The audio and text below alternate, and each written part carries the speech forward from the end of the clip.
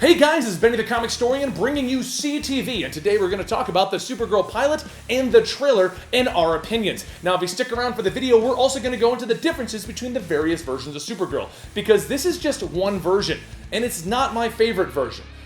Before we do that, though, let's go ahead and discuss the actual pilot and the trailer. Now, I'm not going to give you spoilers, but there are a few things that I enjoyed about it. For a one-word review, if you're wondering what I thought about it, it's pretty much hopeful, because this could be good.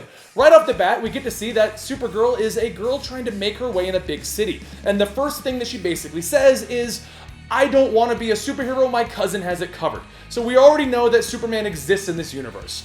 On top of that, we get to learn almost immediately what her powers are. She uses them all, so we don't have to deal with a Smallville kind of situation. She gets the costume right away, which I personally did like. It could have been a little bit brighter, but I can deal with this. It's close enough that I'm happy with it.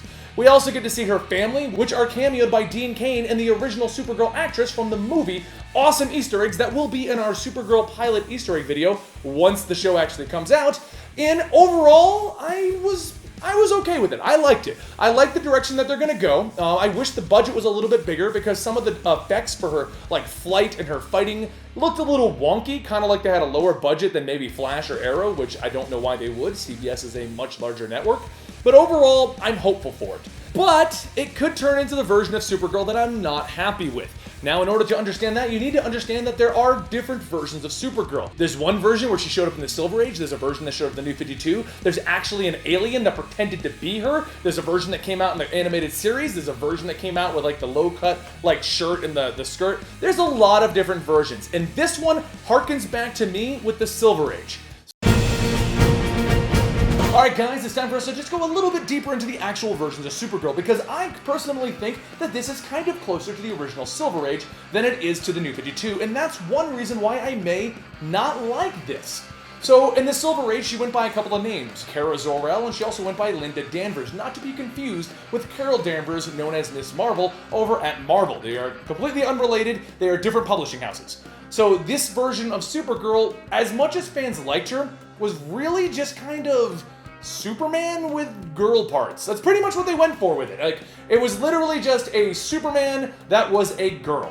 And that's exactly what they did. And that's what I didn't like about her. Because every single one of her stories was kind of like, oh, she's trying to make her way in the world. She's trying to be like Superman. He's going to teach her how to do it. A lot of the cover art back then was like if you, I'm showing you one right now, but a lot of these covers were similar to this, where it's like, did Supergirl get a boyfriend? Is she going to be able to go shopping? Is she possibly going to be able to save the day without Superman's help? That was like the whole reoccurring theme with the original Supergirl, and I wasn't a fan of that, because she really wasn't a character. Now, DC tried to turn her into her own character. They made her into Power Girl, and Power Girl was actually really cool. She became like the owner of an intelligent, like super awesome company, and she became known as like this really powerful character, and she helped everyone out.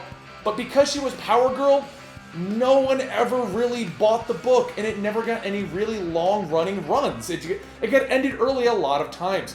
And what that showed DC was they needed to bring back Supergirl. So we got a few more versions of Supergirl in between these two, but the latest one is the New 52 Supergirl, and that's my favorite. This Supergirl came to the planet after Kal-El, and she has no idea what's going on. She doesn't even understand English. She's overpowered because she circled the sun for like 18 years. And instead of being a story about her making her way in the world and can she stand up to Superman, this story was about how does a girl who went to bed yesterday, and yesterday she was with her friends, her family, and woke up today, 18-something years later, and magically her whole world is gone. Like, literally, that's how the story plays out. She remembers yesterday hanging out with everybody on Krypton. Now she wakes up, everything's gone, and she's got an insane amount of power. That's how the story carries on, and that's what I liked about New 52 Supergirl. That is this version of Supergirl, the one you see quite often on all the promotional art now. Now, the show, I wish, was going in that direction, but since they are doing this as a part of, like, CBS's whole empowered women run, which I'm not against, they seem to be going with the original version, where she was just, can she live up to Superman? Can she make her way in the world? Can she be a superhero and a girl? Like, that's kind of how the feeling I got from the whole thing. What do you guys think in the comments below? Do you enjoy the New 52 Supergirl? Are you looking forward to classic Supergirl coming back for this TV show? Do you think I'm completely off base and this is like the 2005 Lex Luthor clone Supergirl? Let me know what you guys think in the comments down below. Alright guys, thank you for watching our first opinion slash like review kind of, but we couldn't give you spoilers.